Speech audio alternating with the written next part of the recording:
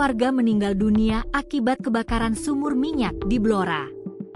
Sumur minyak di Dukuh Gendono, Desa Gandu, Kecamatan Bogorejo, Kabupaten Blora, Jawa Tengah terbakar sejak Minggu, 17 Agustus 2025, siang.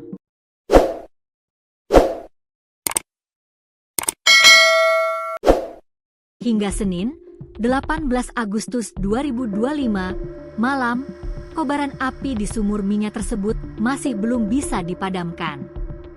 3 orang meninggal dunia dan seorang ibu serta balitanya yang masih berusia 1 tahun kritis akibat dari kebakaran ini.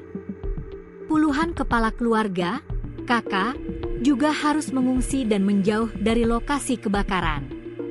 Sumur yang terbakar itu merupakan sumur minyak rakyat yang dikelola oleh warga setempat secara mandiri, bukan perusahaan resmi seperti Pertamina.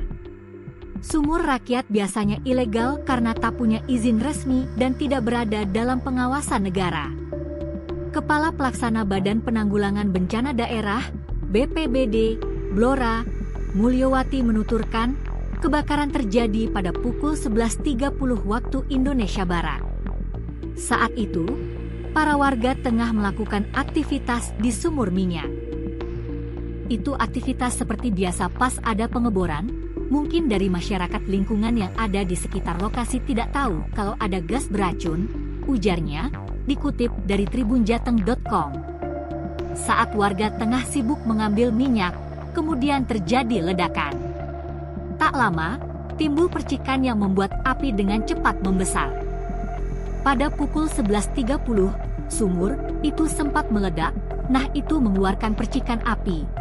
Tapi dengan itu ibu-ibu yang mengambil itu, minyak, tidak sadar kalau itu membahayakan.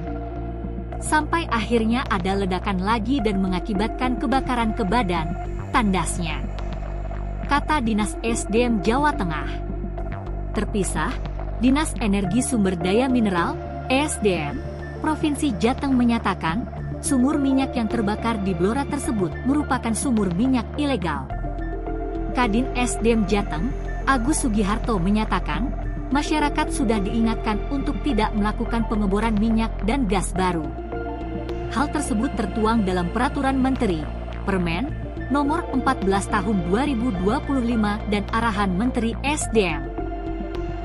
Dalam permen tersebut, warga hanya boleh memanfaatkan sumur-sumur yang sudah ada.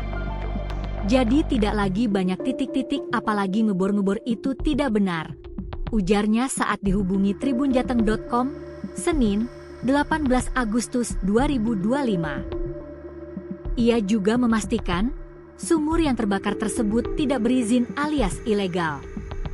Kami akan lakukan validasi. Tim validasi belum kerja sudah pada ngebor lagi, ini yang sangat disayangkan, tuturnya. Agus menuturkan, peraturan dari pemerintah juga membolehkan BUMT, KUD, maupun UMKM untuk mengelola sumur yang sudah ada. Namun, masyarakat diminta agar tak menambah lagi sumur.